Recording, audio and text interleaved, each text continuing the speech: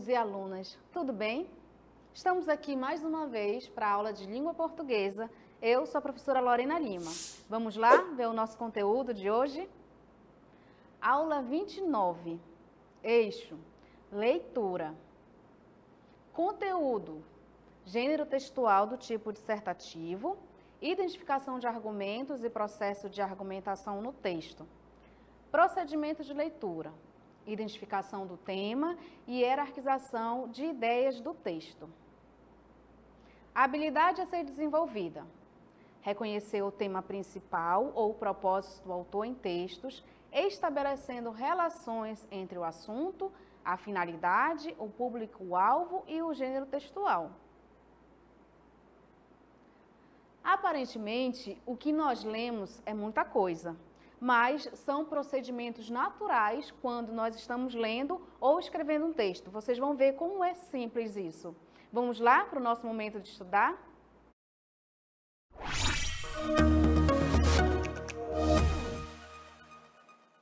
Então, meus alunos, quando eu falei que é simples quando nós tentamos ler ou escrever um texto, eu quero dizer que eu tenho a capacidade de organizar as partes. Então, imagina só esse quebra-cabeça como eu estou mostrando para vocês. Qual é a primeira providência? É juntar os pedacinhos e fazer sentido, fazer com que aquilo tenha sentido. Então, no procedimento de leitura, o que nós fazemos? Nós buscamos sentido. Procedimento de escrita, nós selecionamos as informações e vamos juntando. Por quê? Porque são as partes que constituem esse todo.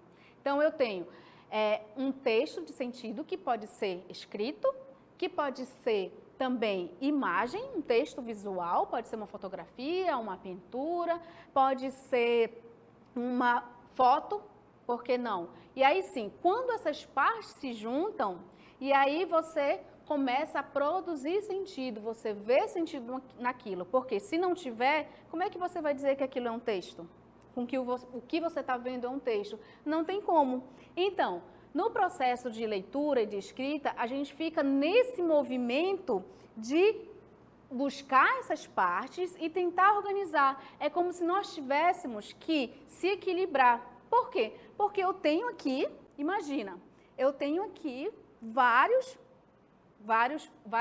peças, várias ideias e eu preciso organizar essas ideias, tanto na leitura como na escrita. Então, como que eu vou fazer?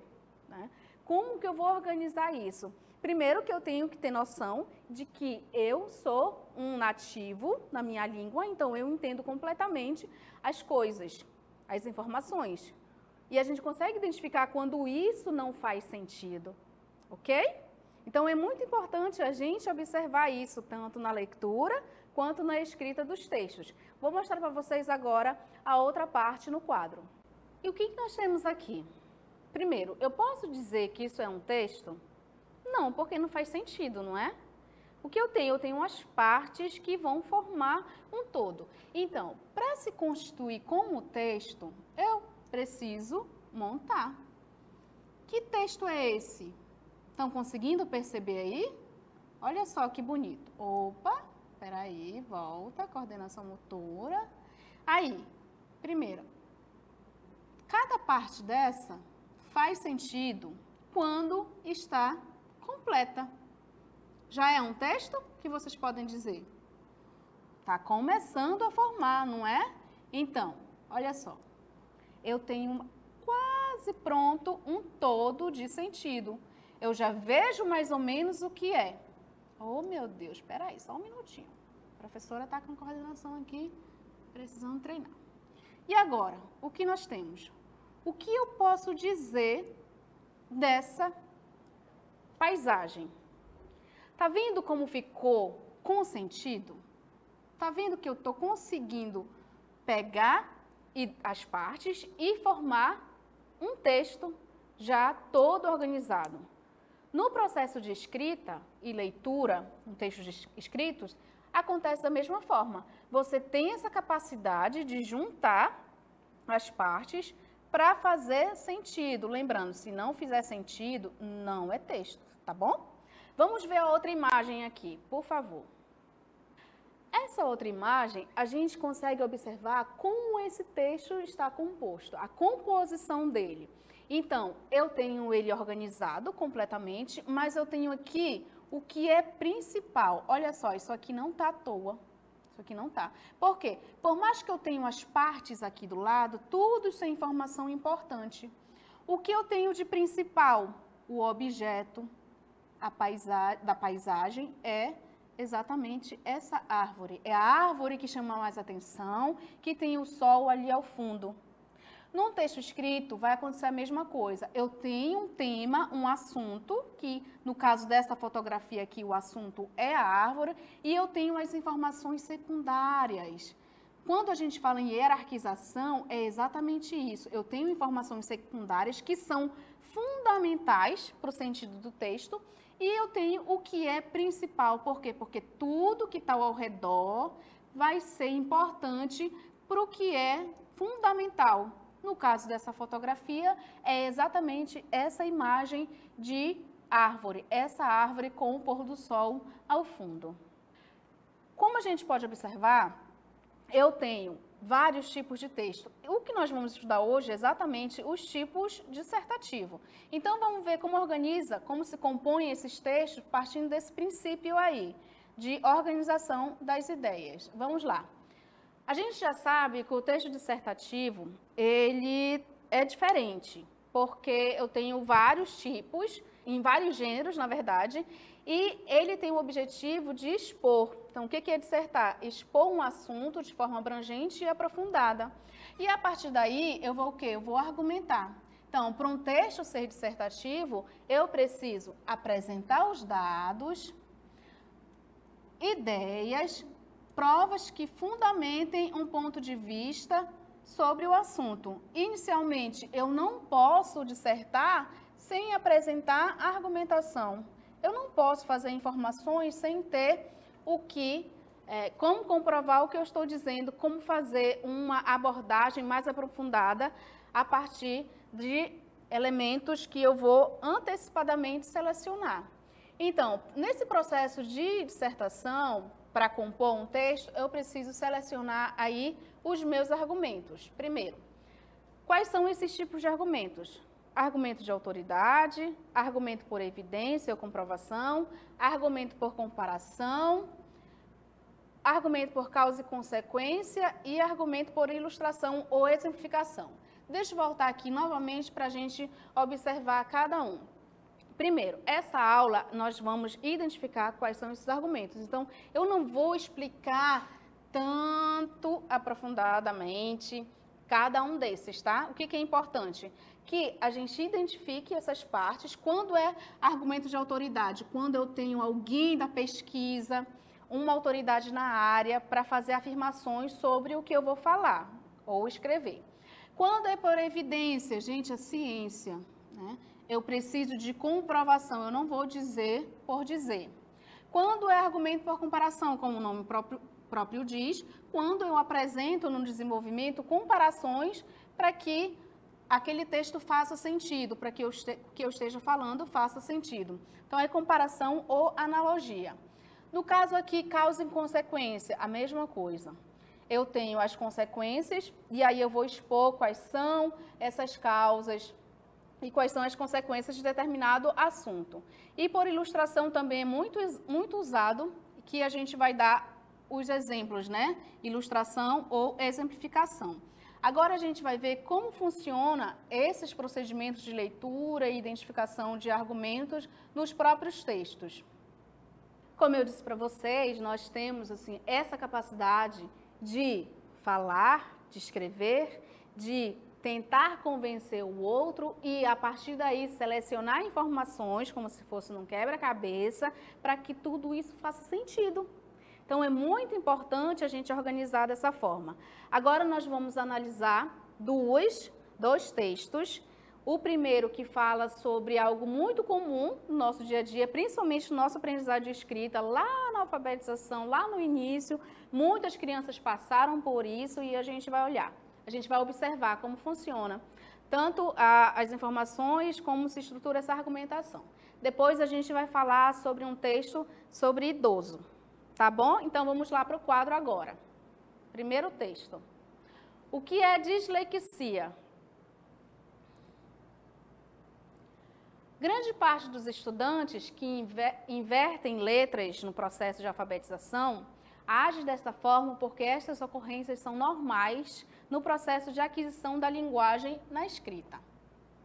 No entanto, pesquisas realizadas em vários países demonstram que cerca de 10 a 15% da população mundial sofre de um distúrbio de aprendizagem chamado dislexia.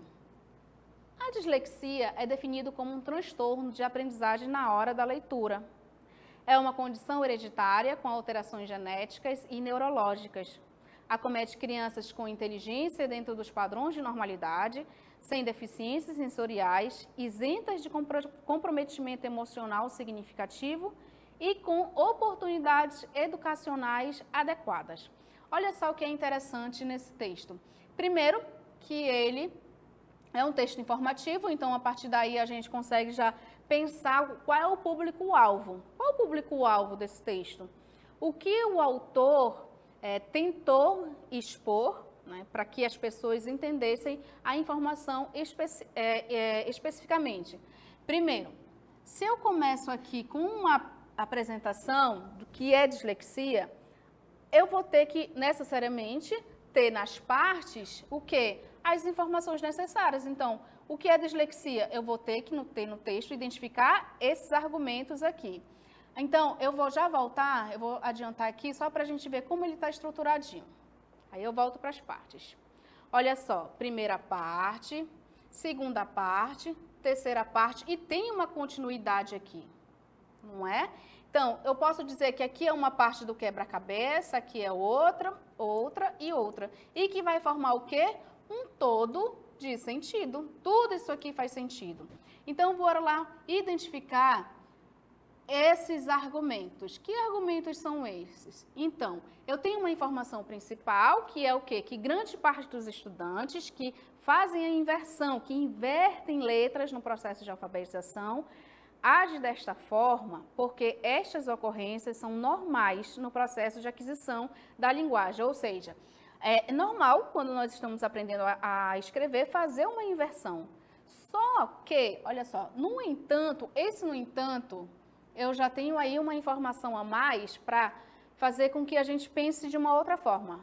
No entanto, pesquisas realizadas em vários países demonstram que cerca de 10 a 15% da população mundial sofre de um distúrbio de aprendizagem chamado dislexia. Então, um distúrbio chamado dislexia. Ou seja, dentro desse padrão chamado normalidade, que a gente pode sim fazer inversão quando está aprendendo, eu tenho uma quantidade de 10 a 15% que sofre de um distúrbio. Aí sim, o autor parte, na verdade, para a definição. O que é essa dislexia? A dislexia é definida como transtorno de aprendizagem, ó, já está aqui a informação nova, que é um transtorno, um distúrbio de aprendizagem na área da leitura. Olha só, no momento que nós estamos lendo. É uma condição hereditária, isso significa que passa de pai para filho, de mãe para filha, com alterações genéticas relacionadas lá à biologia e neurológico, relacionado também a questões aí no trato neurológico.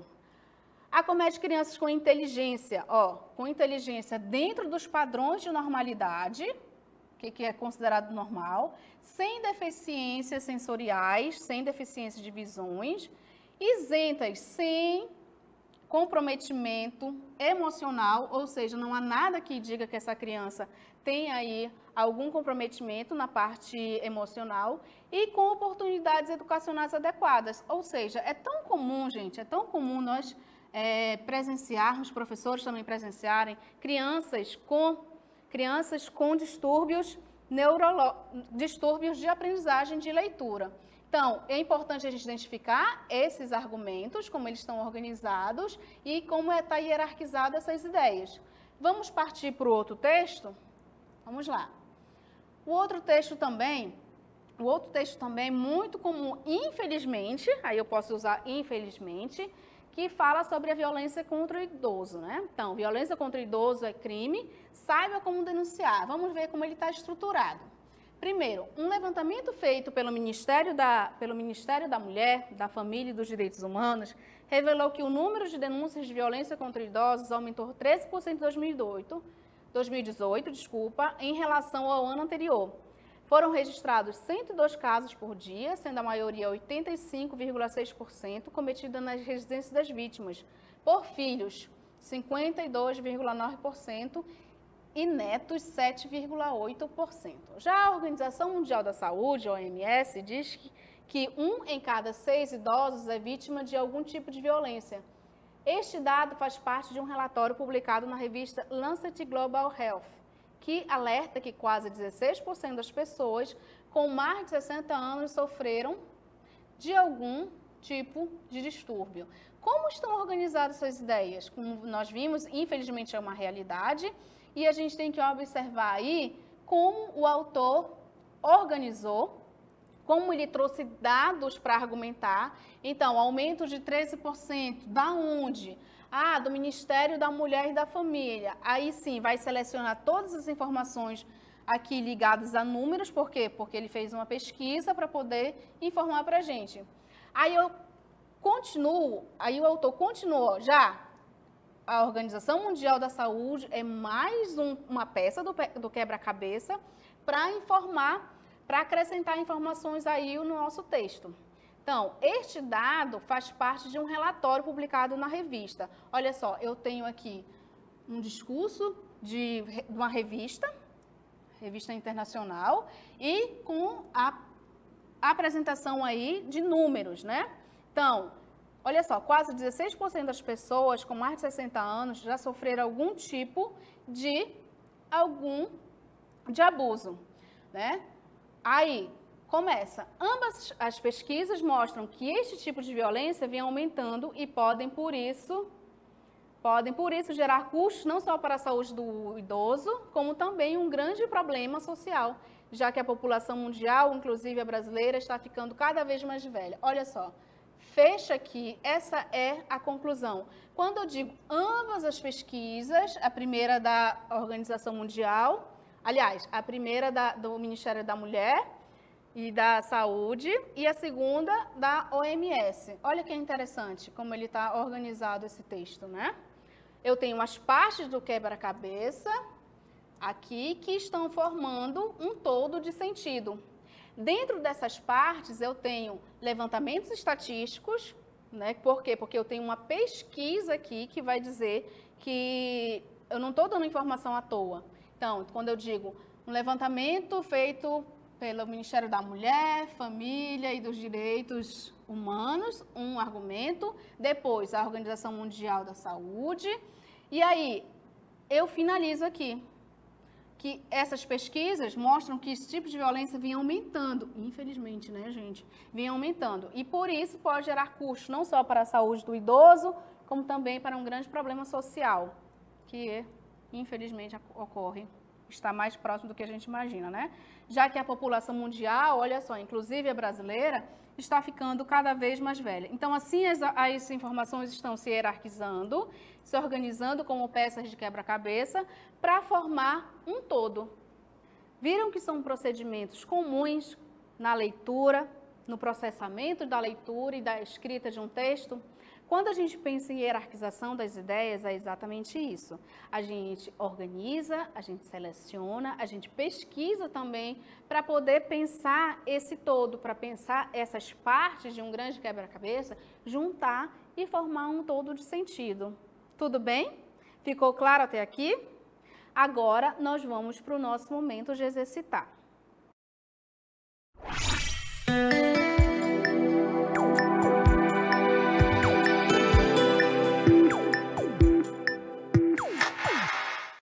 Então, vamos para o nosso momento de exercitar. Leia o texto. As consequências da extinção de animais para o meio ambiente. A extinção dos animais é um problema para o meio ambiente, mas também afeta direta e indiretamente o ser humano. Uma borboleta bate asas em São Paulo e um tufão atinge Pequim. O dito há tempo se tornou popular, refere-se ao efeito borboleta da teoria do caos. Esse estudo trata de ações que, quando não pensados ou cometidos inconscientemente, afetam, por vezes, sem qualquer intenção, locais diferentes de onde foram iniciados. Vamos lá para a questão? O assunto do texto é A teoria do caos, B, a cidade de São Paulo, C, a extinção das borboletas, D, os efeitos da extinção dos animais. Vamos para o segundo texto. Leia o texto abaixo. Obesidade infantil, onde estamos e para onde vamos? Houve uma mudança significativa na condição nutricional da população brasileira nas últimas décadas, com a ascensão do sobrepeso e da obesidade e declínio do déficit de peso. Dados do Instituto Brasileiro de Geografia e Estatística, IBGE, sobre a pesquisa de orçamentos familiares realizada no Brasil em 2008 e 2009, revelaram que 33,5% das crianças de 5 a 9 anos e 21,5% dos adolescentes de 10 a 19 anos estavam com excesso de peso. Vamos lá para a questão. O texto apresenta logo no primeiro parágrafo uma informação importante para a argumentação.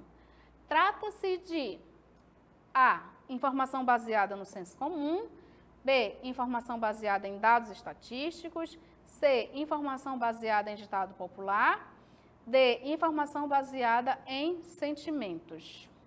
Agora sim, vocês vão ficar com esse momento para estudar, para resolver as questões e já voltamos com a resolução.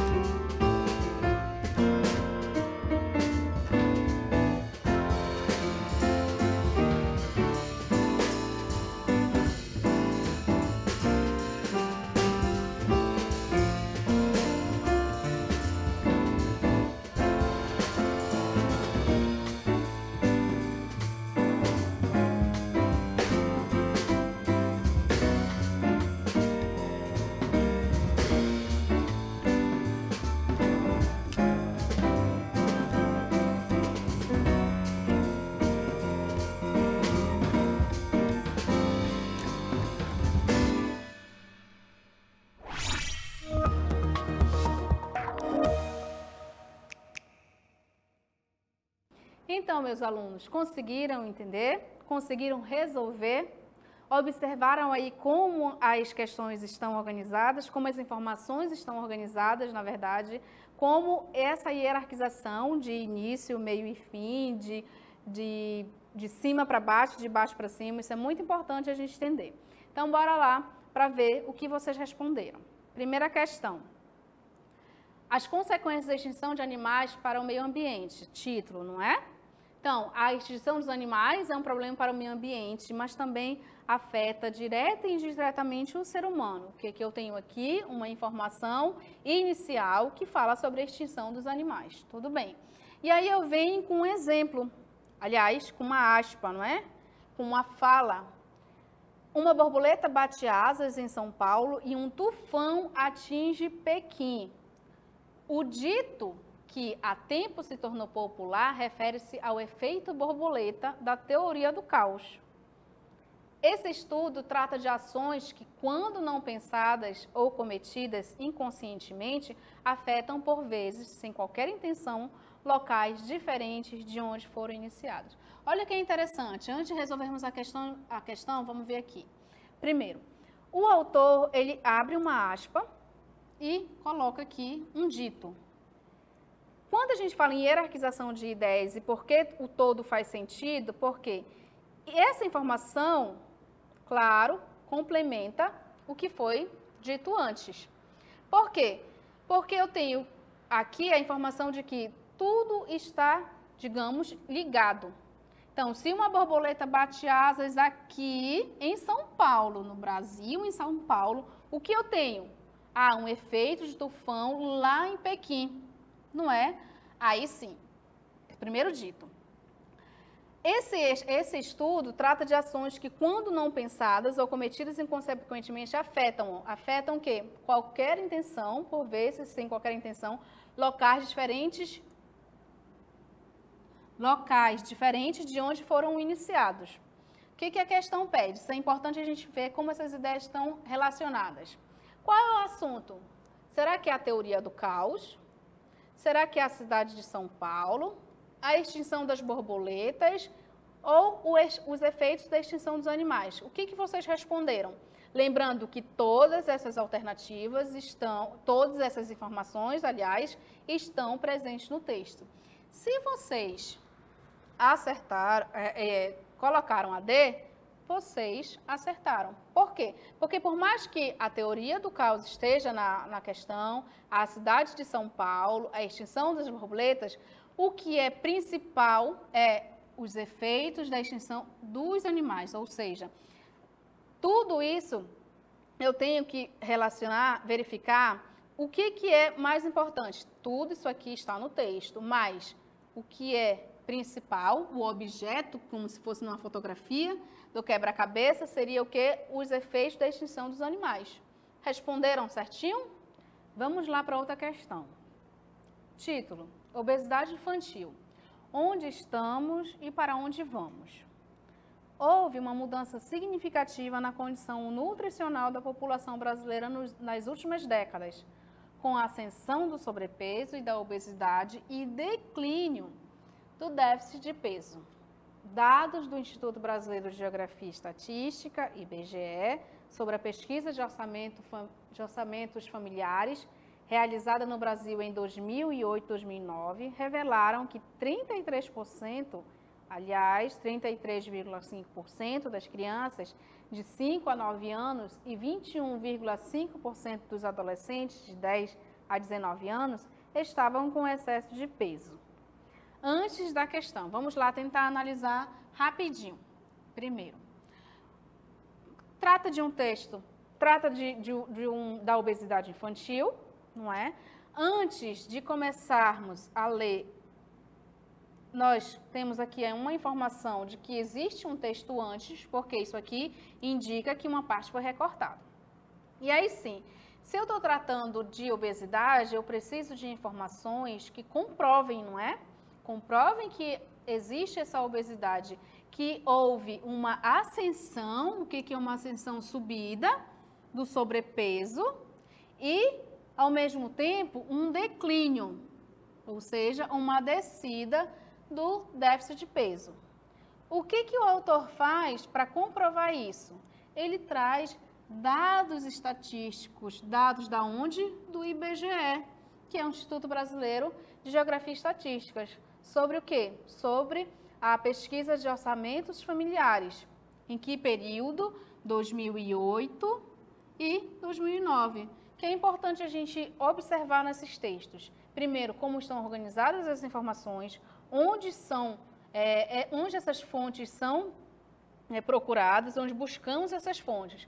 Aí sim, esses dados revelam que 33%, aliás, 33,5% de crianças de 5 a 9 anos e 21,5% dos adolescentes 10 a 19 estavam o quê? Com excesso de peso. Essa é a informação principal.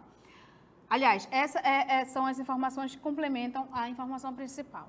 O que a questão quer? Primeiro, já no primeiro parágrafo, uma informação importante para a argumentação. O que nós temos aí? O que o autor leva para argumentar que há um sobrepeso infantil? Será que é informação baseada no senso comum? O que é o senso comum? Que são as informações da população em geral, o que se comenta no dia a dia, no cotidiano. Letra B, informação baseada em dados estatísticos, não é? Aí sim a gente vai pensar em que fontes quais são as fontes de informação desses dados estatísticos. C, informação baseada em ditado popular, também são comuns. E D, informação baseada em sentimentos. Como nós vimos uma análise prévia, né? O que nós temos aí? Nós temos informações baseadas em dados estatísticos. Por quê? Porque não basta dizer que há uma obesidade infantil, um aumento da obesidade infantil. Eu tenho que trazer informações em dados, em pesquisas, né? Onde foram buscados aí, onde foram selecionadas essas informações, tá bom? Para argumentar, para comprovar aí o que eu estou dizendo. Tudo bem? Entenderam como está essa hierarquia, como está relacionado essas informações? Tudo isso faz parte do procedimento de leitura. Então, mais uma vez, nós vimos como estão organizadas essas ideias, como é importante ver de onde são retiradas as informações, que dados são importantes para que o todo faça sentido, para que as partes estejam organizadas e seja um bloco aí de sentido. Agora sim, nós vamos para o nosso resumo do conteúdo.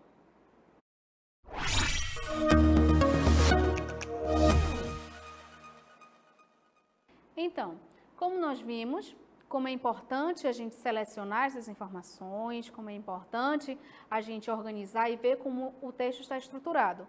Vamos ver na tela aqui o nosso resumo. Os textos do tipo dissertativo expõem uma ideia ou defendem uma opinião. Eles aparecem em vários gêneros como música, tirinha, poemas, assim como na versão mais conhecida, que é a redação escolar, que é exatamente o que nós vimos agora na apresentação dos dois textos. Na escrita de uma dissertação, olha, primeiro recorte, na escrita, né? Na escrita de uma dissertação, é importante definir um assunto. Lembram qual é o tema, o assunto? Depois, a gente seleciona os argumentos. Então, é importante definir o assunto, selecionar os argumentos de acordo com o que você vai falar ou escrever, para fundamentar a tese a ser defendida e assim organizar o texto. Isso na escrita. E na leitura? Como que nós podemos identificar isso na leitura? Na leitura é fundamental identificar o assunto, observar a tese do autor, a argumentação, os tipos de argumentos, como nós vimos anteriormente, e como as ideias estão relacionadas, que no caso é hierarquização, primeira informação principal e o que vem posteriormente. E entender o texto como um todo de sentido. Isso aqui, ó, um texto, ele tem que ter sentido, senão não é um texto. Tudo bem? Ficou claro até aí? E agora, após resumirmos o nosso conteúdo, nós vamos para as nossas considerações finais.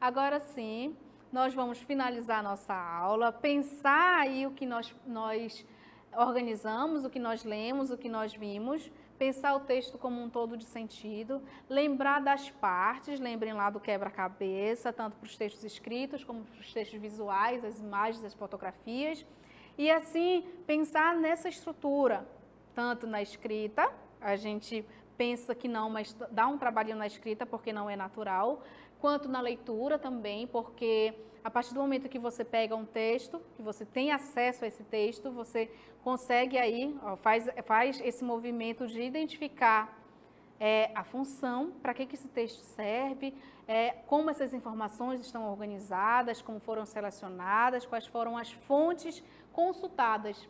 Tudo isso para pensar o quê? Pensar num texto dissertativo a partir de uma argumentação e de algo bem solidificado, né? Então, isso exige sim uma atenção especial, exige aí uma atividade aí mais aprimorada, tá bom?